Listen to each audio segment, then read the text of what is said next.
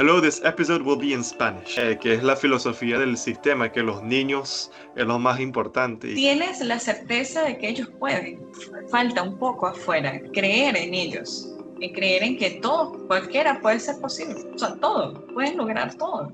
Tú les puedes dar ese motivo con la posición que tienes ahorita es porque han creído en ti y en los maestros que tuviste. Es lo más importante, el apoyo.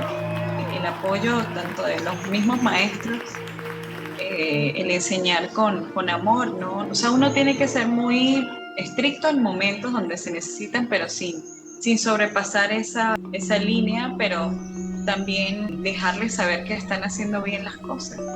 Dejarles saber de que uno no es una cosa que no se puede tocar ni algo, wow, no, uno es tal cual como ellos. Iniciaste así, ¿sabes? Y yo creo que esas son las claves de que todo vaya hacia arriba.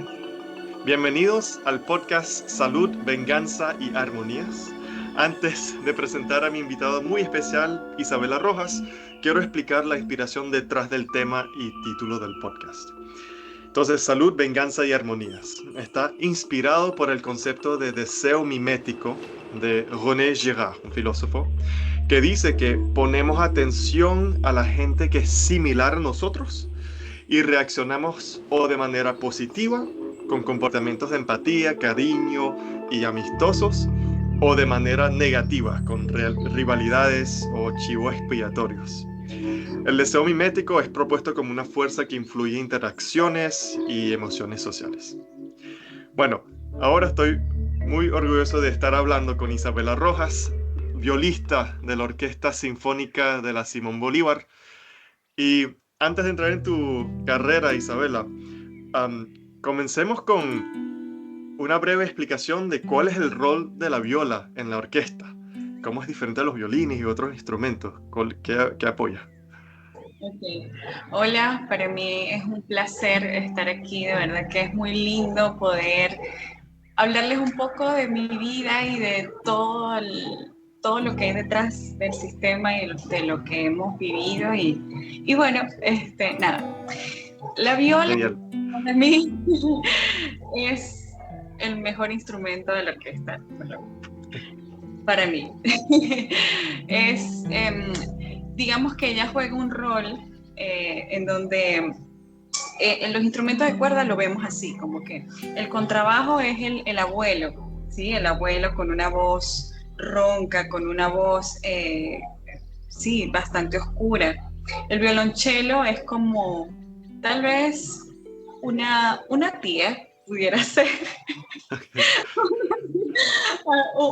pero una persona ya madura, pero no tan vieja, digamos, como el contrabajo.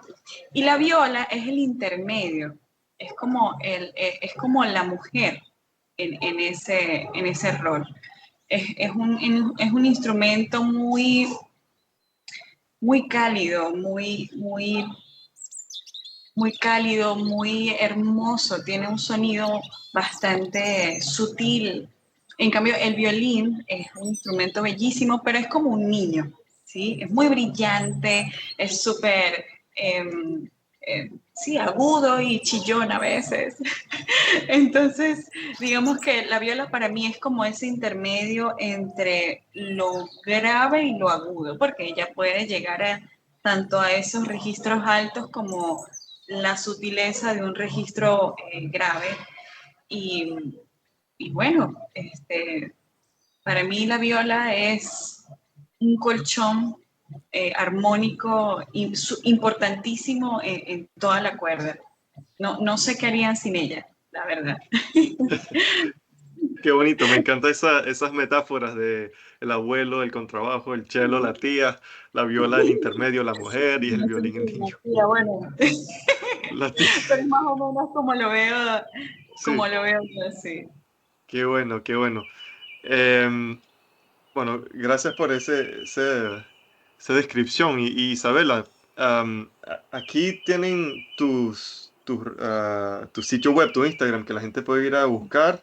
Aquí estás con el maestro Dudamel, Gustavo Dudamel, con quien estuviste trabajando en los últimos, bueno, no sé cuánto tiempo llevas trabajando con él.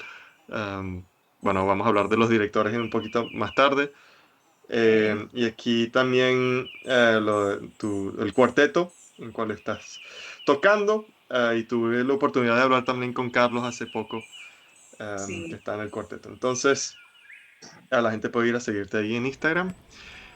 Y bueno, háblanos de tu carrera. ¿Cómo es que cómo fue tu camino en el sistema? ¿Cómo llegaste a tocar viola en la Orquesta Sinfónica de Simón Bolívar?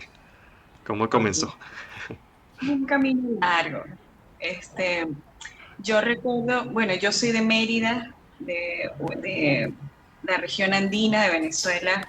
Es una ciudad muy linda, pequeñita, minimalista, llena de montañas y frío. Y bueno, soy la primera hija de 4 hermanos. Eso, Sí. Mérida. Este, Primera hija de para 4 hermanas. Wow. la ciudad más linda, una de las ciudades más lindas de Venezuela.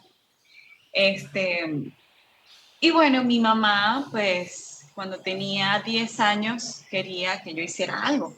Quería ocuparme en algo extra, aparte de estudiar el bachillerato. Entonces, ella pasa por una hacienda que se llama la Hacienda del Pilar, que queda en una parte de Mérida que se llama Ejido, y, y ahí consigo un letrerito donde inscripciones abiertas para violín, viola y cualquier instrumento del sistema. Mi mamá no sabía, pero entró y bueno, vamos a escribirla en violín. Ah, no, no señora, el violín ya está full. Tenemos un instrumento igualito que es la viola. Ay, mi mamá como no sabía, bueno, sí, métanla ahí, métanla ahí, que es igual. Y yo recuerdo que inicié con el coro de niños y con teoría y solfeo. Y poco a poco, bueno, me empezaron a entregar el instrumento. Eh, yo sí recuerdo que al principio sí me gustó mucho.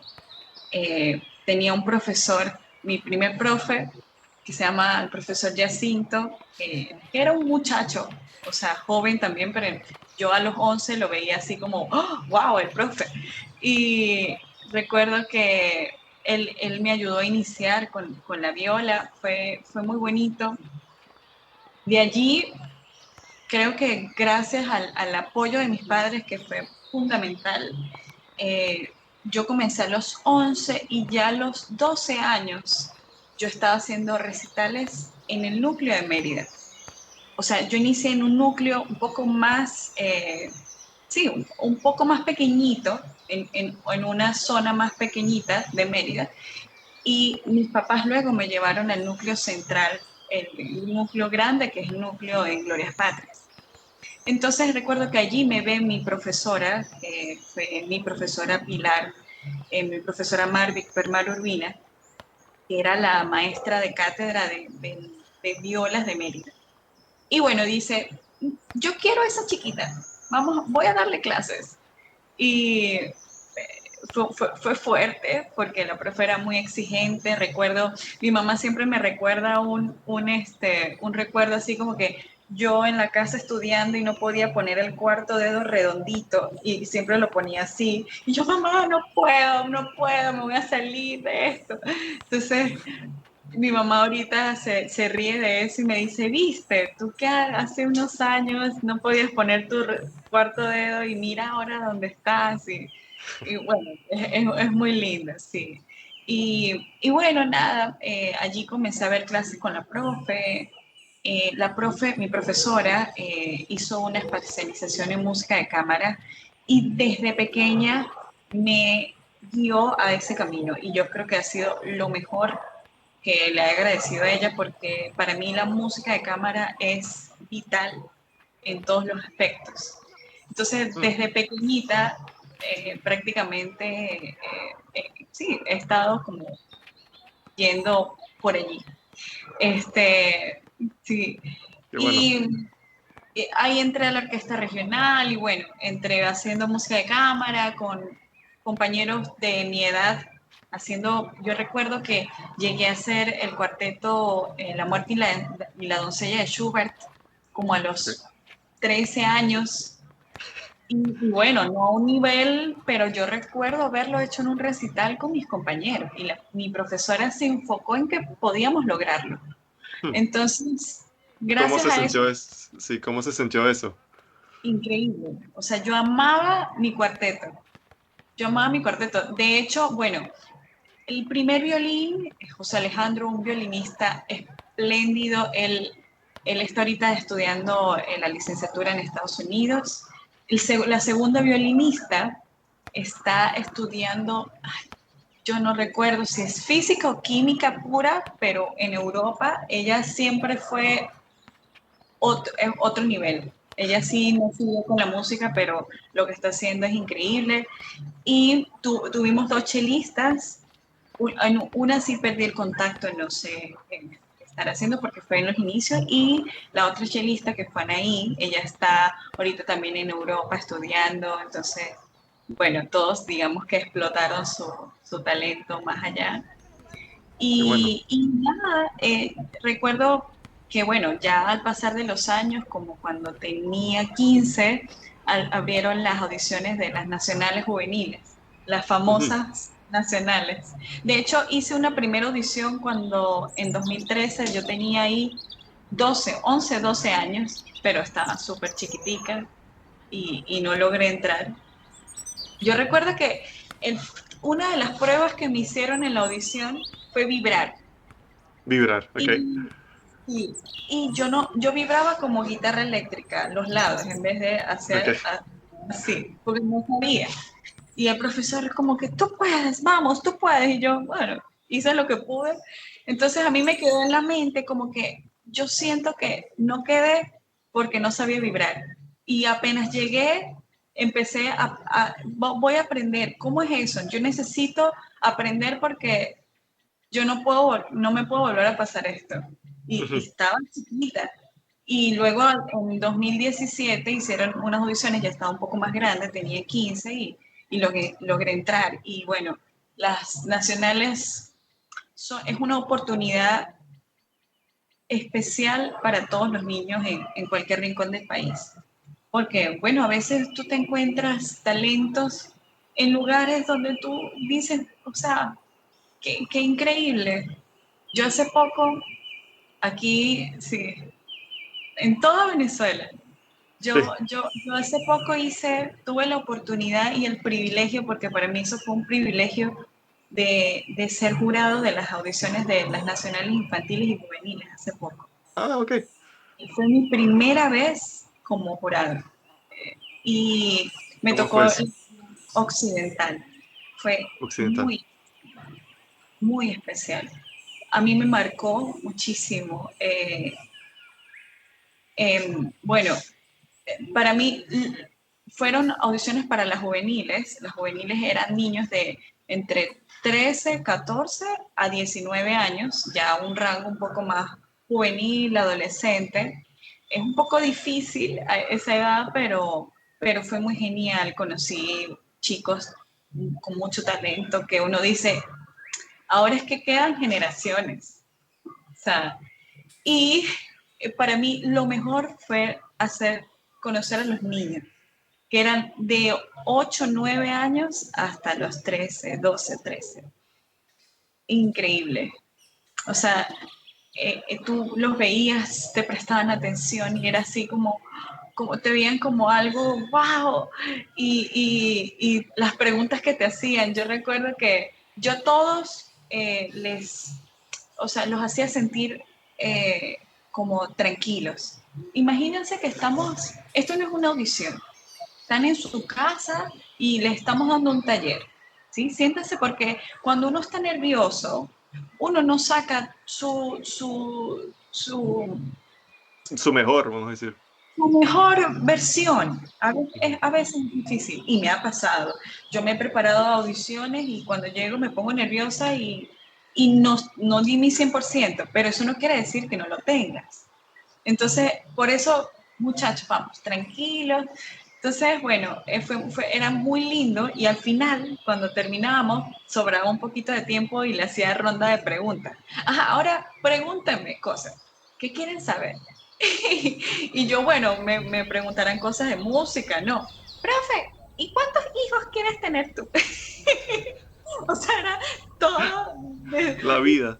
Sí. ¿Qué prefieres, un gato o un perro? Entonces, y yo, bueno, nada, bueno, me entregué a sus preguntas súper ocurrentes. Entonces, lo más bello de todo eso era recibir los mensajes de ellos luego en mi Instagram diciéndome que había sido una clase espectacular, que se había sentido bien, que tenía tiempo sin que alguien se fijara tanto en el talento, quedaran o no, porque claro, yo siempre fui muy clara, así como que muchachos, em, si pudiéramos darles la oportunidad, todo sería espectacular, pero solo hay tantos cupos y ya el hecho de que ustedes estén aquí es un éxito rotundo. Entonces, por ahí jugaba con la psicología de ellos y Ujú. era muy lindo. Estoy ansiosa ya hicieron su primer seminario hace poco, pero no pudimos por la gira de Londres. Sí. Entonces, estoy ansiosa por verlos porque, ay no, de verdad que es muy lindo, de verdad, Ver cómo, ver el resultado de todo eso. sí, cómo crecieron el resultado de lo de jurado y qué buenas experiencias que nos estás contando. Y quiero clarificar que mencionaste núcleos y en diferentes partes de Venezuela y que el sistema en Venezuela, que es más o menos único en el mundo, más o menos, creo que Dudamel, Gustavo Dudamel hizo uno en Los Ángeles. Y hay atentos en otras partes del mundo, ¿no? Creo que Abbado quiso hacer eso en Italia, no sé si lo ha comenzado hasta ahora, pero la idea de núcleos es que son centros de educación musical en diferentes partes de Venezuela. Total, Y, en a ver, todas. ayúdame, ¿cuál ¿Sabes? es el de Mérida? Ah, aquí está, Mérida. Ahí Ciudad de está Mérida. Mérida, ¿qué pasa? Aquí dicen los núcleos.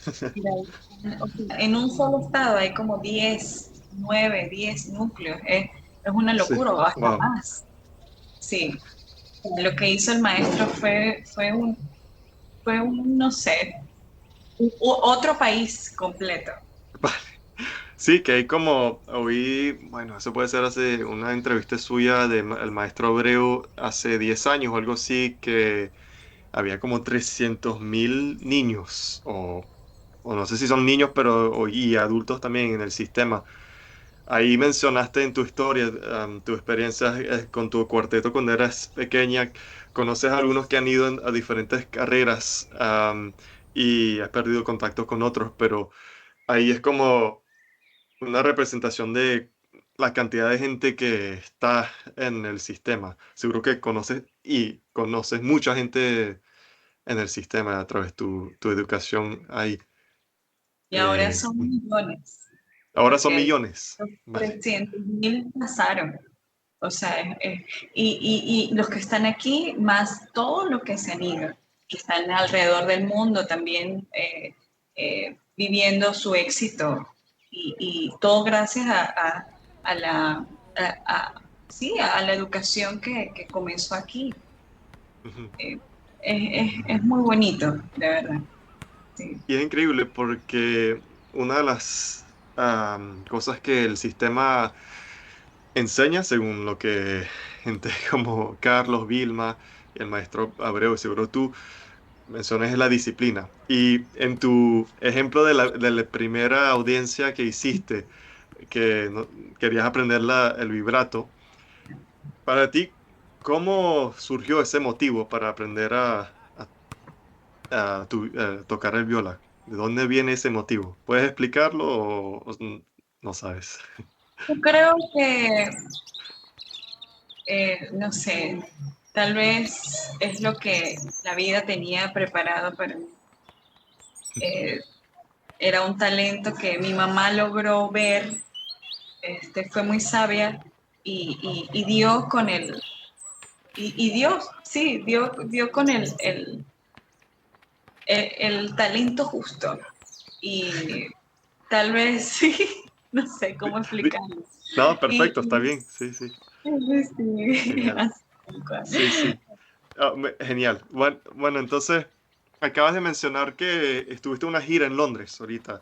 Y eso es que estuviste tocando con Coldplay en Wembley.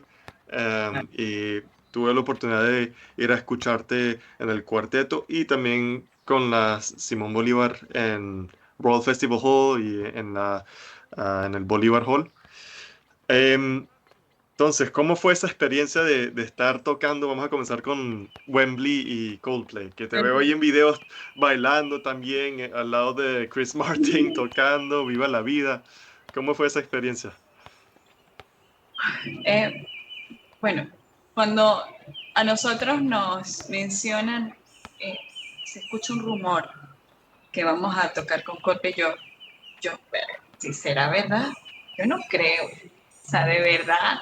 Y cuando nos confirman que vamos a viajar con ellos y la cantidad de conciertos, wow, o sea, yo veía todas las noches, ponía conciertos de ellos y solamente me imaginaba cómo sería estar allí. O sea, era una locura. Y el primer día yo no sé, yo lo que hacía era gritar detrás del escenario así como, ¡wow! No, no, no, o sea, ¿qué es esto? Y era mucha adrenalina y yo recuerdo que ese día no veía a la gente.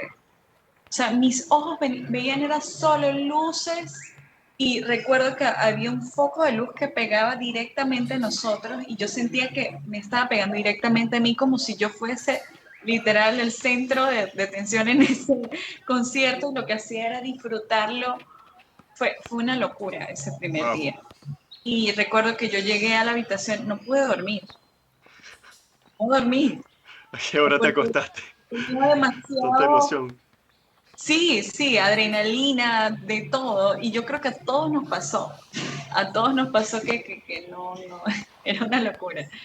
Y, y al principio, las primeras 2 semanas fueron fuertes, mucho trabajo, porque aparte de tocar con Coldplay, la orquesta también tenía compromisos de grabaciones, ensayos con el maestro Gustavo y eran ensayos en la mañana, luego ir corriendo al Wembley, que de paso eran distancias largas en metro, y ir, cambiarnos, tocar, prueba de sonido.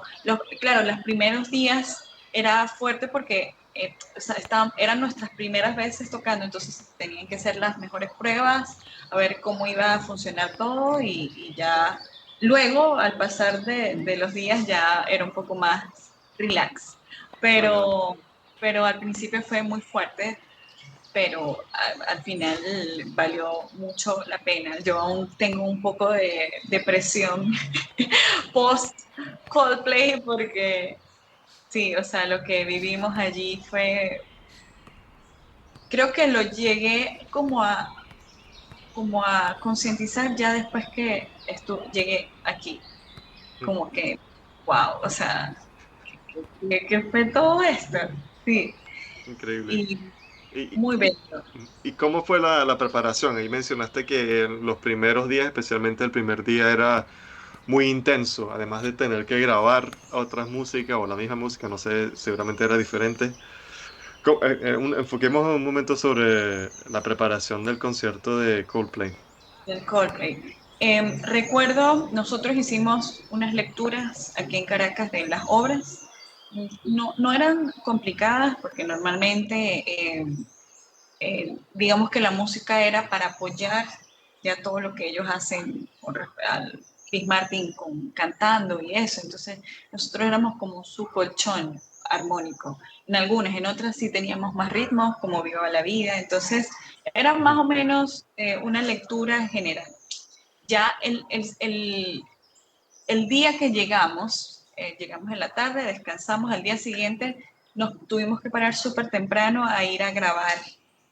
Este, no recuerdo ahorita el nombre, que fueron varios sitios donde Eh, grabamos.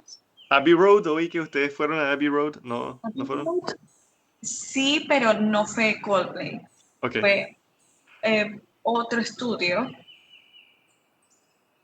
no me acuerdo. Es uno grande, Eh, creo que, bueno, no lo tengo en mente, pero no importa.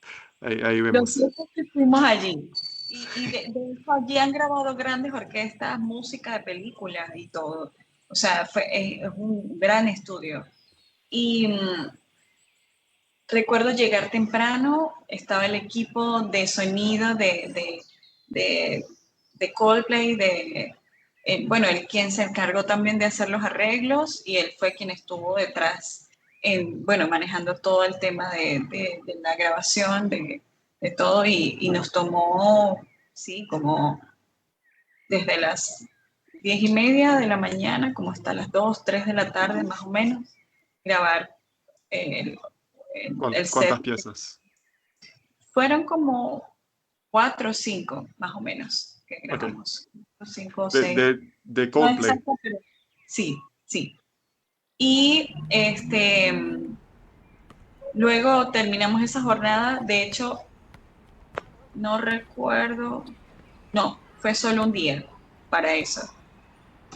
Luego de allí teníamos que ir al Henry Wood Hall a probar cableado, audífonos. Mm, Allí nos explicó, bueno, estuvieron los ingenieros ya de sonido. De hecho, uno de ellos es Carlos Mosquera, que también es venezolano, viene del sistema. ok. Y bueno, fue espectacular verlo allá porque es como que increíble que todos estemos conectados, ¿sabes? Todo nuestro país y aparte en roles tan importantes. Mm, Entonces, claro, él estaba allí explicándonos el tema del sonido, que cada quien se tenía que hacer cargo de su microfonía, de todo, cómo enchufarlos, cómo conectar el micrófono al instrumento, mm. hacer pruebas de ensayo para ver qué tal funcionaba. Claro, el Henry Wood era un poco reverberante, entonces era un poco difícil saber porque en el estadio era totalmente otra Abierto. cosa. Sí, otra cosa. Pero sí, pero digamos que ensayamos cómo íbamos a salir, cómo íbamos a entrar, al momento de entrar ponernos en el micrófono, entonces como que adelantar un poco el trabajo Ujú. para que al día siguiente ya comenzara la prueba definitiva, porque al día siguiente teníamos nuestro primer show, creo. Es que fueron tantos, pero eso fue de inmediato. Ajá. Eso fue inmediato. Luego, ya al estar allá, igual, nos hicieron llegar súper temprano al estadio para probar micrófono. Igual, cómo vamos a salir, cómo vamos a entrar, el orden en que vamos a salir para que sea algo, se vea algo bien y no cada quien entrando por su lado. Ajá. Y, La y no, coreografía, más o menos. pues tal cual. Fue todo un éxito. La verdad, todos los conciertos, a pesar de que algunos llovió y era muy fuerte cuando llovía, porque obviamente estábamos con nuestros instrumentos que son costosos y cualquier cosita y cambio, pues pueden cambiar muchas cosas. El agua, la cosa, ellos trataban como de solucionarlo, pero bueno, la naturaleza no la podemos parar y habían días donde llovía poquitico, había otros días donde caían esos chaparrones de agua y estábamos tocando así para que no nos cayeran los chorros, pero aún así era súper divertido porque lo hacíamos, tocábamos y nos adaptábamos y creo que eso es una de las virtudes que nosotros tenemos, que nos adaptamos a todo y bueno, eso también va mucho de que, bueno, aquí nos toca hacerlo. Mm, Entonces es algo que ya tenemos allí en nuestras increíble, venas. sí. Sí, sí.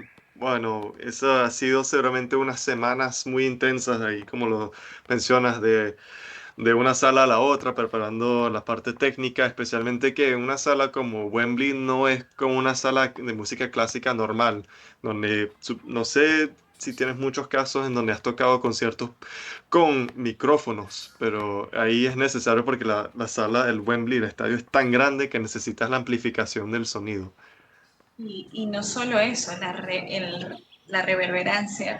entonces teníamos que usar nuestros in-ears, nuestros audífonos, y para mí es primera vez con la orquesta, con un equipo tan de microfonía así, tan fuerte. Eh, Mm, ya, uno aquí normalmente toca en algún evento, un show, y sí te ponen tu micrófono, pero la orquesta completa, o parte de la orquesta, pero una orquesta medianamente grande, no, yo no recuerdo. Entonces fue bastante retador porque normalmente, bueno, yo y yo creo que la mayoría de nosotros preferimos tener nuestros oídos totalmente sin nada para poder escuchar nuestro ujú, instrumento. Tener los audífonos, solo escuchar al compañero por los audífonos con un sonido bastante crudo, ujú, era un poco complicado, pero mm, nada, de ujú. adaptar porque nos tocaba hacerlo así, porque si no la reverberancia iba a ser, íbamos a llegar tarde si escuchábamos o nos guiábamos solo por el sonido externo. Mm, interesante. Entonces necesitaba ese guía auditivo por la sala. Y mencionaste coreografía, nada más porque vi que están bailando y haciendo movimientos. Eso supongo que lo practicaron. Por el día, porque es que el primer día, obviamente, nos dijeron, no, bueno, tenemos que movernos con la música y bueno, cada quien lo hizo a su manera, unos más tiesos, otros más locos Ajá. y otros un poco más normal. Entonces, pero al día siguiente nos dijeron, muchachos, ya va, íbamos así, Mm, en vez de todos así, sí. o así, o uno estaba aquí así y el otro, entonces no se veía nada bien.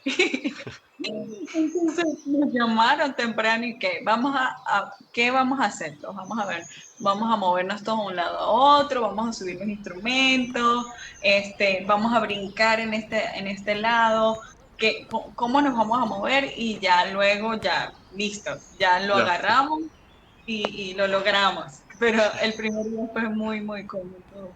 Pero igual yo creo que es especial, de verdad. Quedó para la historia. Un Qué poco bueno. descoordinado, pero es que, bueno. Sí. No, qué bueno. Em, y bueno, me parece interesante lo de la lluvia, que tuvieron que adaptarse. Ustedes tocan, o sea, yo vi a ti, estás tocando en como una plataforma que se extiende, ¿no? En ese día de lluvias, ¿cómo era? ¿O estaban Sí, afuera? bueno, O sea, ujú, allí, obviamente, eh, no sé, había momentos donde llovía muy poquito y era una brisa muy sutil. Pero en ese caso ya como era un show, teníamos instrumentos aparte que podíamos exponerlos. ok, ok.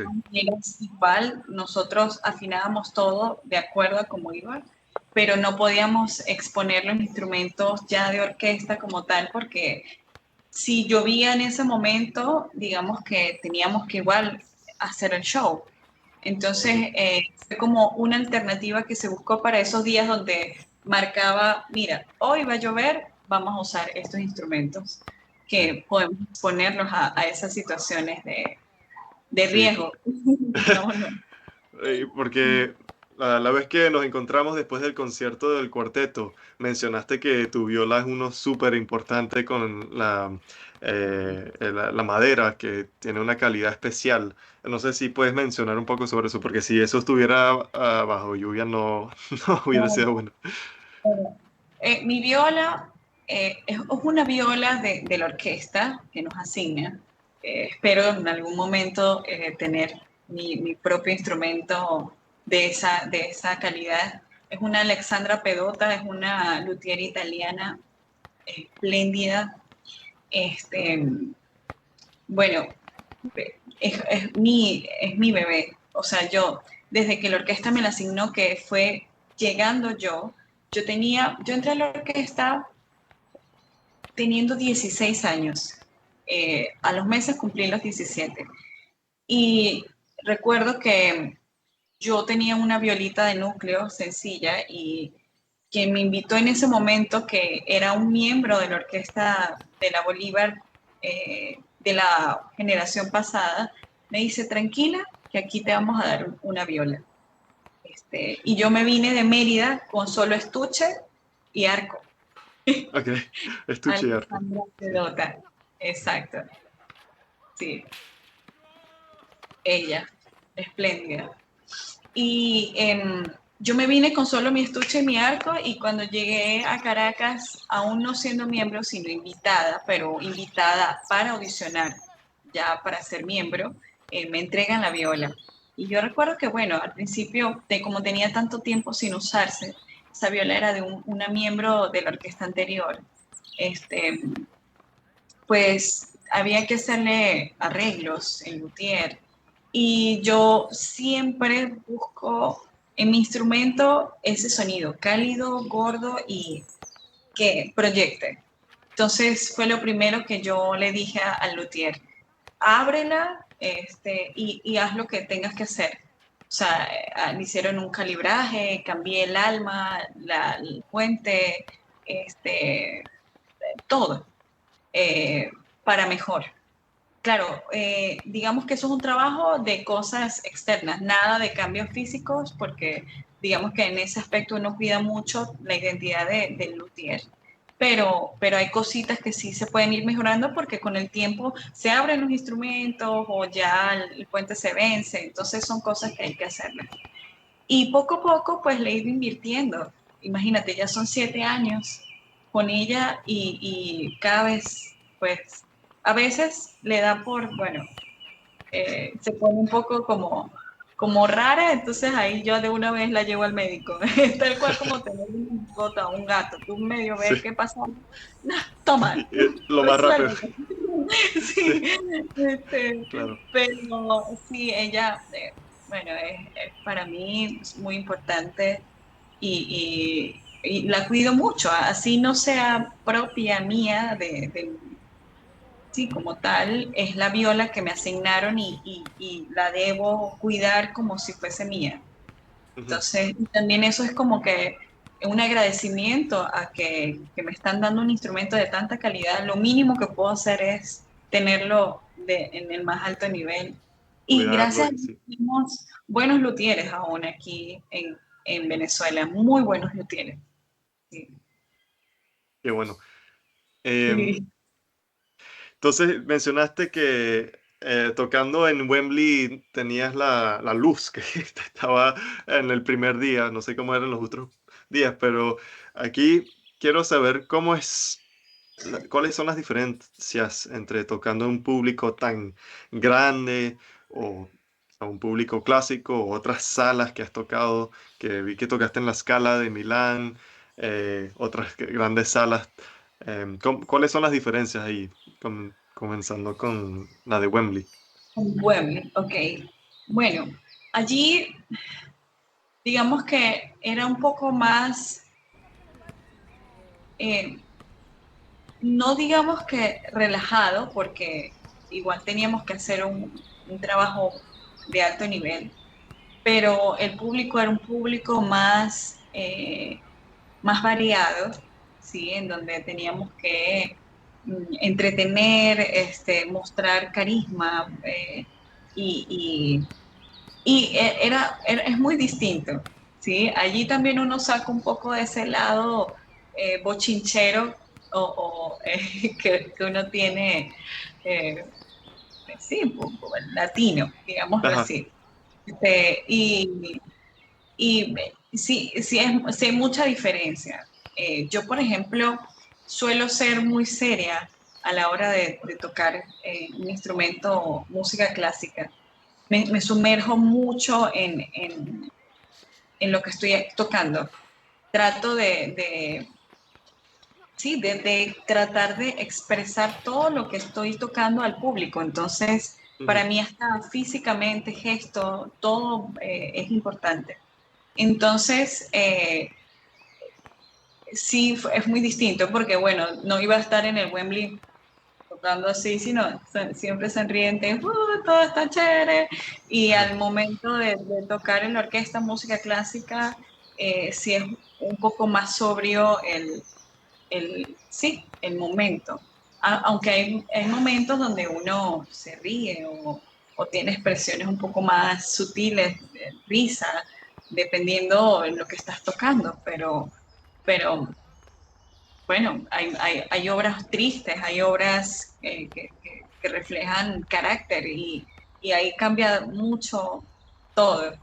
Este, Sin duda, para mí, mi favorito es el clásico, en la orquesta y el clásico en el cuarteto, aunque nosotros haciendo música venezolana conectamos espectacular y lo disfrutamos mucho también, como tal vez pudiste haberlo escuchado en el Fue concierto. increíble. El público estaba como si fuera un partido de fútbol también en una sala así pequeña de clásica, Fue muy de la lindo. emoción de lo que tocaron.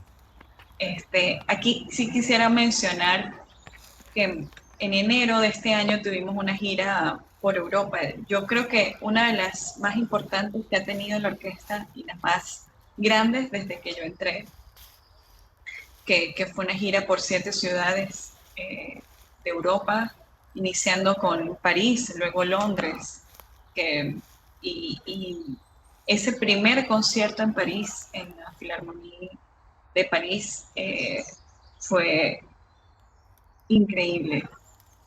Yo agradecía muchísimo porque yo no podía creer a estar allí. O sea, em, que hace 7 años estaba yo en Mérida iniciando y de repente estaba allí en esa gran sala. Esa vez tuve la oportunidad de estar de principal de la fila y fue una experiencia increíble porque tuvimos como solista Yuja Juan, al maestro Gustavo como director, a todos mis compañeros de la orquesta y aparte esa responsabilidad de ser cabeza de fila. Y yo recuerdo que cuando terminamos de tocar esa tercera de Mahler, lloré al recibir los aplausos del público, lloré muchísimo, pero lloraba así como de ¿qué acabamos de hacer? Fue increíble. Este, para mí ese concierto me marcó también el concierto que tuvimos en la Filarmónica de Berlín, en Berlín. De hecho, tengo una publicación donde sale el maestro Gustavo Dudamel y yo en mi perfil, donde hay un pequeño texto que escribí que, bueno, se los puedo resumir para un poco, que es que cuando yo estaba en segundo año de bachillerato, yo hice un proyecto un proyecto de vida. Normalmente en el bachillerato te mandan a hacer como un árbol de cosas que quieras hacer del pasado, presente y futuro. Y yo recuerdo que en el futuro recorté una foto de la sala de la Filarmónica de Berlín y la puse en la cúspide de mi vida. Y dije, yo voy a ser una gran violista y voy a tocar en la Filarmónica de Berlín. Y 10 años después lo logré.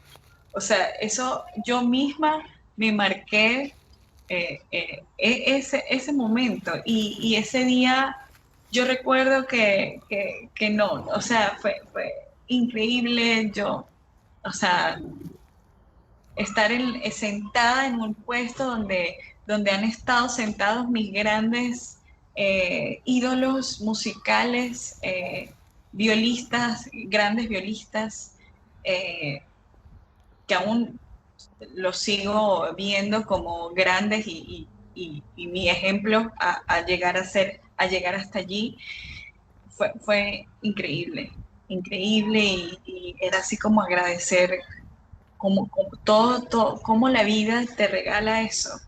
Eso que uno ingenuamente cuando eres pequeño te imaginas o sea, imagínate esto.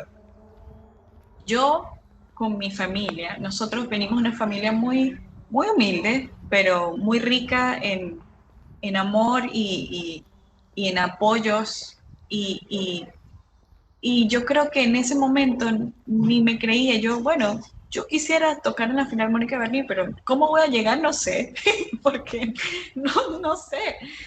Y mira, o sea, todo fue gracias a la orquesta, a los proyectos, a los contactos y el cómo el maestro Gustavo nos abre esas puertas para visitar esos grandes teatros. Y bueno, y el último concierto en Madrid, que fue el cierre de la gira, que fue espectacular también. Allí tuve la oportunidad de dar clases a un grupo muy pequeño de niños y también me marcó mucho porque bueno, eh, creo que a veces hay niños que no los ven como niños, ¿sí? Y ven sus capacidades como las capacidades de un niño, pero uno tiene que ver más allá, ¿sabes? Porque ahí es donde, esa es la diferencia de todo esto que se ha creado en el sistema. De una nacional, ver a unos niños de 8 o 9 años que, bueno, sí pueden tener conocimiento, pero de repente le pones una cuarta de Tchaikovsky, una cuarta sinfonía de Tchaikovsky en el atril y lo tocan. Pero es porque tú tienes la certeza de que ellos pueden, Mm, ¿ves? Y mm, eso es lo que tienes, falta un poco afuera, creer en ellos, creer en que todo, cualquiera puede ser posible, o sea, todo, pueden lograr todo. Y eso fue algo que yo les dejé a ellos, así como que ustedes pueden hacer esto, ustedes pueden lograrlo. O sea, este es mi número. Pueden escribirme y cualquier duda que tengan con un ritmo, pregúntenme. O sea, es como dejarles saber de que uno no es una cosa que no se puede tocar ni algo, wow, no, uno es tal cual como ellos. Y iniciaste así, ¿sabes? sí, wow, Así, muy lindo, sí. O sea, terminé hablando de los niños y comencé con los teatros, pero bueno, o sea, increíble. No, que es muy hermoso la manera que lo describes y que es la filosofía del sistema, que los niños es lo más importante y me encanta como lo describes ahí que ah, hay que ver que pueden hacer cualquier cosa, que pueden hacer la cuarta de Tchaikovsky. Y tú les puedes dar ese motivo con que la posición que tienes ahorita es porque han creído en ti y en los maestros que tuviste. sí, totalmente. Eso es lo más importante, el apoyo. El apoyo tanto de los mismos maestros, el enseñar con amor, no con... eh, o sea, uno tiene que ser muy estricto en momentos donde se necesitan, pero sin sobrepasar esa línea, pero también dejarles saber que están haciendo bien las cosas. Ujú. Y, y yo creo que esas son las claves de que pum, todo vaya hacia arriba. Wow. Em, bueno, quiero preguntarte primero, am, ¿por qué la sala de Berlín? ¿Sabes por qué? Oh, ese era nada más un sueño así que vino. Tal vez porque todos mis compañeros que eran un poquito más grandes que yo hablaban de eso. La mejor orquesta del mundo es la Filarmónica de Berlín. Y yo la buscaba y escuchaba por YouTube sus grabaciones. Para mí, mi violista favorita en el mundo está Bea Zimmerman. Creo que la mayoría la tenemos a ella como una madre, eh, tanto de todo. Es una persona increíble. Espero conocerla en algún momento, pero recuerdo escuchar mucho un pequeño corto que tiene la Berlín con el Bartok de viola tocado por ella. Entonces era así como, wow, o sea, y claro, por video tú ves la sala como más increíble. Cuando llegas, tú dices, wow, o sea, es como que, no sé, no sé cómo explicarte, pero Sí, no, muy genial. Muchas gracias por, sí, ah, Perdón, que no estoy familiar, no soy familiar con el nombre. Mencionaste es Zimmerman. Tabea Zimmerman. Sí. Aquí creo será este el pasaje que la grabación que menciona. No, sí, Ella, sí, sí, sí. ese video en específico. Ella ahí está en su top. Bueno, siempre ha estado en su top. Oh, wow, o sea, era increíble.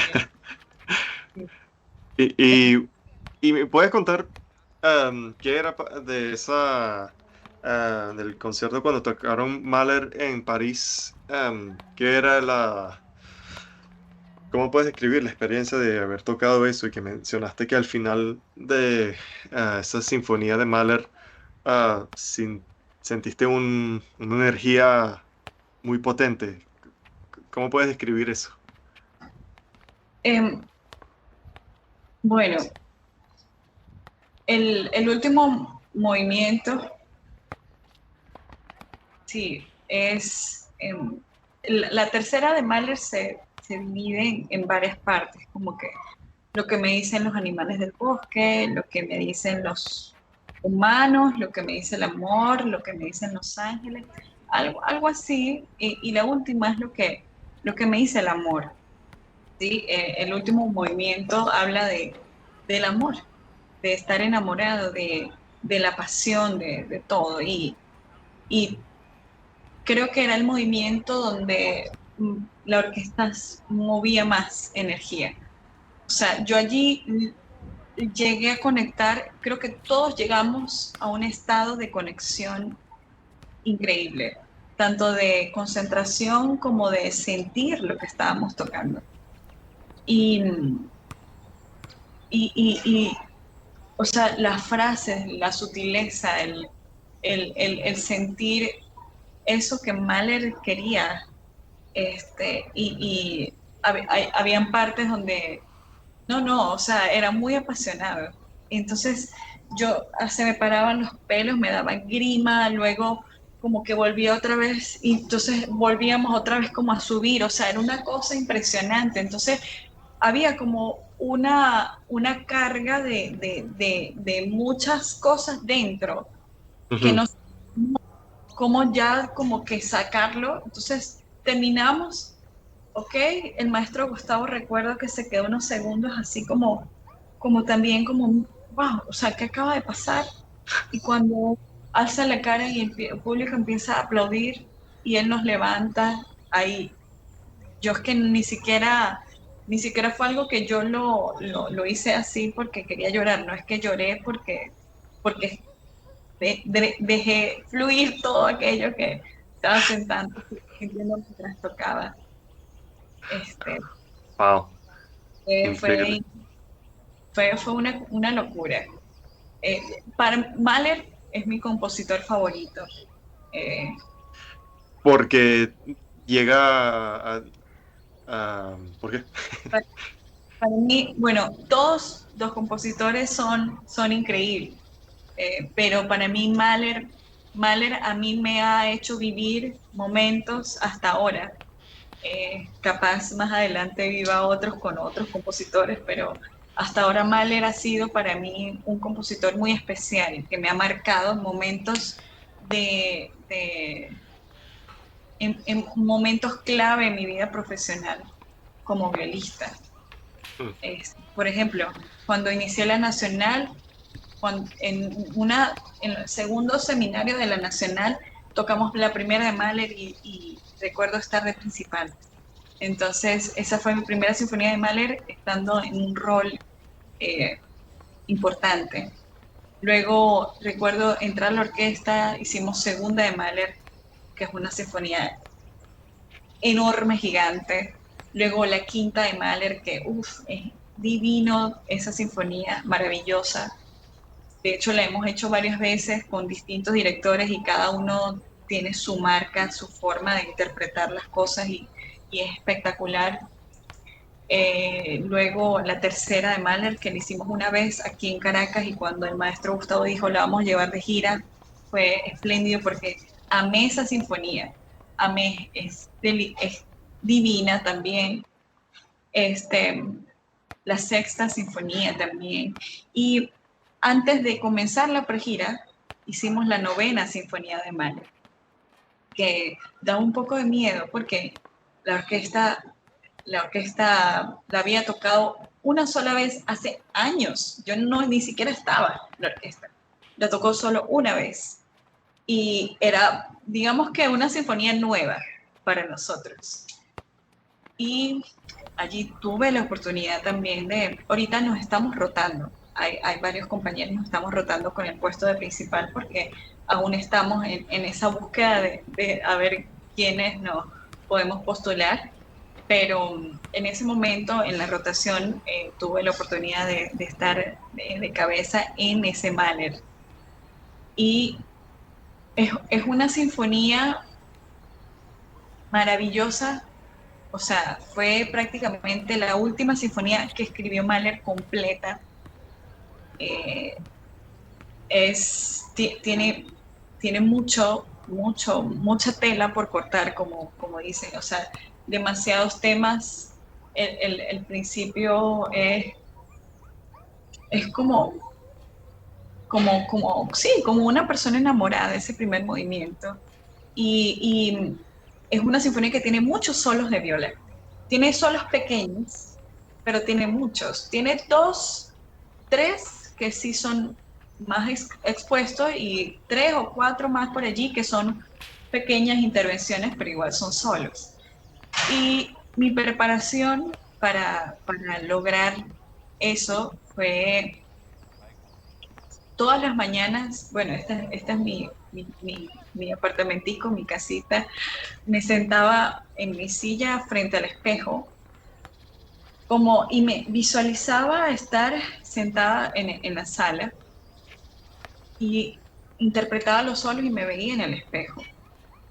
Y me veía como quisiera yo que me viera externamente las personas y cómo iba a sentir al momento de tocar, la preparación. ¿Qué hacer antes, compases antes para calmarme la ansiedad y el estrés y los nervios de que ya viene el solo, tienes que tocar? Entonces, practiqué mucho eso y recuerdo que el primer ensayo de lectura, ese concierto fue con el maestro Gonzalo Hidalgo, que fue fagotista principal de la orquesta. Maravilloso, fue increíble esa semana tocarla con él. Y fue muy buena la lectura. Y eso para mí me sentí muy orgullosa de mí porque eh, esa sí fue mi primera vez haciendo solos de viola con toda la orquesta, con una sinfonía tan grande. Y habían ensayos donde, bueno, habían cosas que no me gustaban, pero Gonzalo decía algo que me encantaba, que era: queridos, los ensayos son para cometer errores. Los ensayos son para cometer errores. No se tiene, o sea, este es el momento donde tú puedes hacer todo para que en el momento de tocar lo real tú ya sepas en qué fallaste y cómo es que lo vas a hacer. Entonces, sabes que uno, el músico, es bueno, en mi caso, muy perfeccionista. Entonces siempre quieres que salga bien, pero llega un punto donde, bueno, ya, X. ¿Qué fue? ¿Por qué fallé aquí? ¿Qué hice mal? Y recuerdo con una amiguita que ella está en Alemania, estaba en Venezuela en ese momento. Yo le dije: ven, cónchale, ¿será que me puedes escuchar? Nadie me ayuda, o sea, muy pocas personas me han escuchado, pero me gustaría que tú me ayudases. Y, y ella me dio tips. Yo normalmente soy muy expresiva físicamente, me muevo mucho. Y ella me dice: Isabela, concentra, y eso es un consejo que tal vez los que son músicos pudieran tomarlo, que hay movimientos que te ayudan musicalmente, pero hay otros que tal vez no te ayudan mucho. Y uno inconscientemente no se da cuenta. ¿Ves? Entonces, yo recuerdo que mis gestos para comenzar a leer eran muy hacia adelante. Y ella me decía: ya va, concentra todo ese movimiento mentalmente.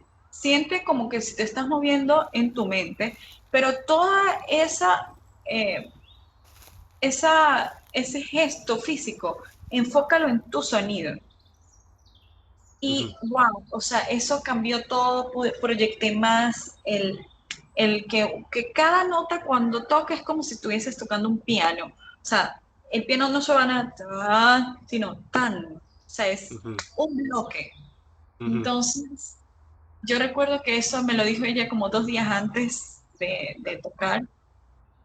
Y bueno, ahí desde esos 2 días, desde cero otra vez en mi casa, practicando eso hasta el último día, porque tenía, o sea, soy un poco medio obsesionada con eso, de que si puedo, el mayor jugo que puedo sacarle hasta el final lo hago.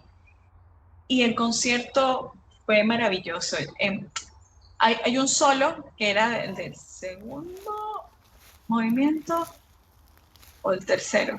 Ay, es que es muy largo, pero perdón si me equivoco, pero es uno de los movimientos que más me encanta. Taca, taca, pam, pam, pam, pam, pam, pam, pam, pam, pam, pam. Era increíble porque era súper tosco y la viola tenía mucha cuerda, mucha, increíble y ahí había un solo que era muy tosco. Yo recuerdo que yo veía muchas versiones por YouTube y de grandes violistas. Yo decía, bueno, pero, coño, suena un poco, perdón, suena un poco sucio. Y es que así se tenía que tocar. Entonces, nada, yo perdí el miedo. En ese solo, yo recuerdo que sí estaba nerviosa. Sí, No, solo enseñando la estructura, la Wikipedia. Pero estabas nerviosa en ese solo. estaba nerviosa en ese solo, pero fue como el que rompió el hielo. Y menos mal fue ese porque ahí si lo tocaba sucio o me salía algún gallito, era válido, porque era Ajá. un solo bastante rústico. Pero luego venían solos un poco más. eh, Había un cantabile que lo hacía en la trompeta y luego me lo entregaba a mí.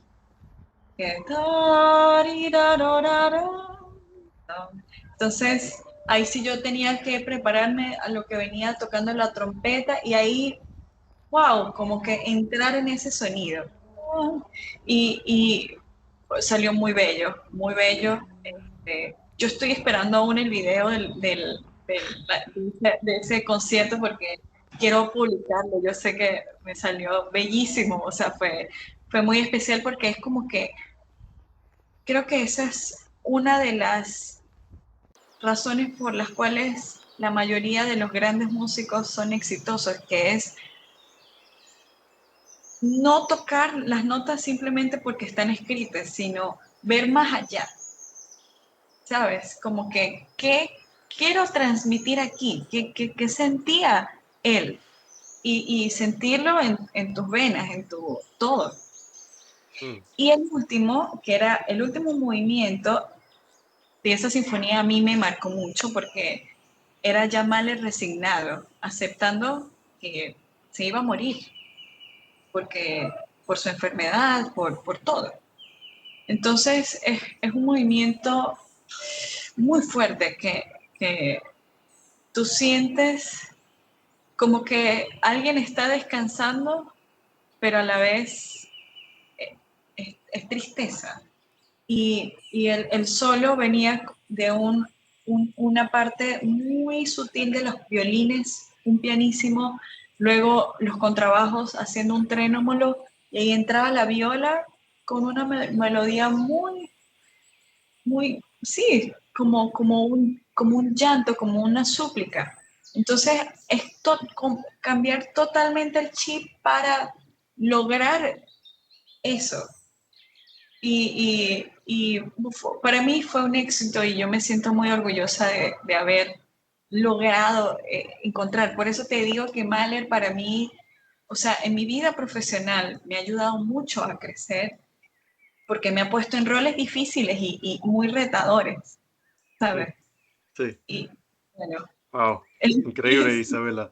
Que tantos detalles interesantísimos ahí de tus preparaciones de los compases previos a los solos para tener una estrategia para poder hacerlo sin ansiedad y entender, bueno, las diferentes emociones de cada momento, para la interpretación.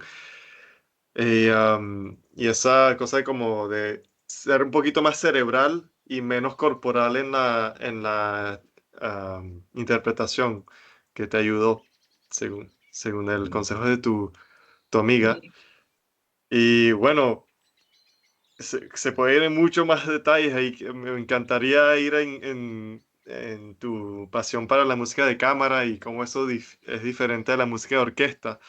Pero ya estamos terminando más o menos la seguro. hora. Em, bueno, para mencionarlo, tu cuarteto Novem, am, aquí están ustedes y bueno, no sé, rapidito, si quieres mencionar brevemente cómo es trabajar entre ustedes y escoger un programa, cómo es eso, am, si es que, cómo es diferente a la orquesta, si es que se puede decir brevemente. Ah, bueno, Sí, sí, por sí. supuesto. Tocar con ellos es espectacular. Ellos son mis maestros también. Gracias a ellos he aprendido muchas cosas, tanto de cómo saber ser solista dentro de música de cámara, de confiar, de, de, saber de interpretación, de música, de historia. Eh, Son personas muy cultas, muy, con una trayectoria mucho más larga que la mía, pero me inspiran mucho. eh, y, y, bueno, es muy, muy bonito. Normalmente cuando proponemos repertorio, eh, depende también de los proyectos o retos que queramos hacer. En nuestro debut, de hecho, lo hicimos con dos cuartetos. Él fue como tocar dos sinfonías, fue una locura.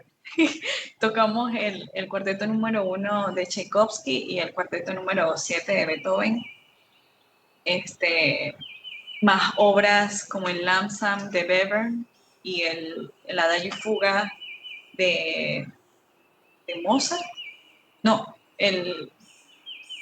bueno, algo así. Lo cierto es que fueron dos piezas pequeñas, dos piezas grandes y el entreverado de barco, que de hecho fue con el que cerramos allí en El el Bolívar. Bolívar. Sí, pero estar con ellos me ha ayudado a mí mucho al momento de tener confianza cuando me tocan roles principales en la orquesta, porque ellos, bueno, tienen toda su vida asumiéndolo y es como, sí, una manera de enseñarme a mí y de tomar todo lo que ellos tienen, eh, todos sus recursos. Entonces los absorbo y aparte hacemos muy buena música de cámara y nos las llevamos súper bien, conectamos mucho, entonces son increíbles. Qué Sí. bueno. Em, y para terminar, ¿cómo es que ves el futuro, tu futuro personal de tu carrera, del cuarteto, del sistema? Ok, bueno, yo he descubierto que me encanta enseñar, me encanta. Eh, y eso gracias a las audiciones. Entonces, probablemente ahorita voy a empezar a abrir algunos cupos para empezar a dar clases y ver qué tal me va con eso. Este, también, bueno, ahorita vienen muchos proyectos con la orquesta, bastante retadores. También está la audición del puesto de viola principal, entonces digamos que estamos proyectándonos hacia allá. Sea cual sea el resultado, todo tiene su fruto, ¿sí? De preparación y, eh, y bueno, nada, o sea, yo creo que se vienen unos años eh, bastante buenos para la orquesta, para el cuarteto también. Muchas puertas se han abierto también con los conciertos que hemos dado, entonces, bueno, yo creo que van a ser años exitosos. Sí. Qué bueno, lo deseo. Mucho éxito, Isabela. Muchísimas Y gracias. si la gente quiere aprender más sobre ti, capaz que unas clases contigo, aquí creo que Instagram es un buen lugar. Sí. Eh, Dentro de poco voy a publicar un flyer en mis historias donde sale mi correo, un nuevo correo que es específicamente para las clases y sí, por Zoom y bueno, Ahí estoy a la está. orden en todo lo que pueda yo transmitirle. Sí, Genial. Bueno, y seguro cuando tengas el email lo podemos poner en la descripción del video también. muchísimas Y bueno, para terminar, ¿gatos o perros? gracias. Sí, tengo uno, pero está durmiendo. Si lo ves, Vale, no, se llama Blue. Sí, gato. gatos, a mí también me gustan los gatos. Muy bien, Ay, Isabela, muchísimas gracias por no, tu tiempo y pero, toda la sabiduría que has dicho en en esta conversación. Ha sido muy interesante y muchos detalles que faltan a explorar y te deseo mucho éxito. Un placer hablar contigo. bueno, muchísimas gracias a todos y nada, espero que les guste este pequeño podcast bastante extenso. Genial. Muchas gracias, Isabela. Nos vemos.